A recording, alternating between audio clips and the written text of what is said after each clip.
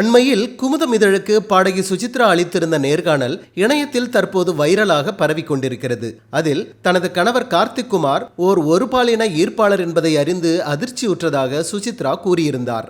இதற்கு தான் ஒரு பால் ஈர்ப்பாளராக இருந்தால் அதற்காக வெட்கப்பட போவதில்லை எனவும், பாலியல் நிலைப்பாட்டில் தான் எந்த விருப்பத்தில் இருந்தாலும் அதை பெருமையாக கருதுவதாகவும் கார்த்திக் குமார் விளக்கமளித்திருந்தார்.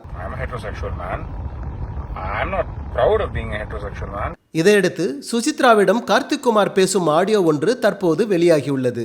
அதில், நீ அசிங்கமாக பேசுகிறாய், இதெல்லாம் படித்தவர்கள் பேசுகிற பேச்சில்லை, படிக்காத பட்டியலின பெண்கள் பேசுகிற மாதிரி நீ பேசுகிறாய், நீ ஆச்சாரமான பிராமின் குடும்பத்தில் இருந்துதானே வந்தாய் என கார்த்திக் குமார் கேட்பது போல் உள்ளது.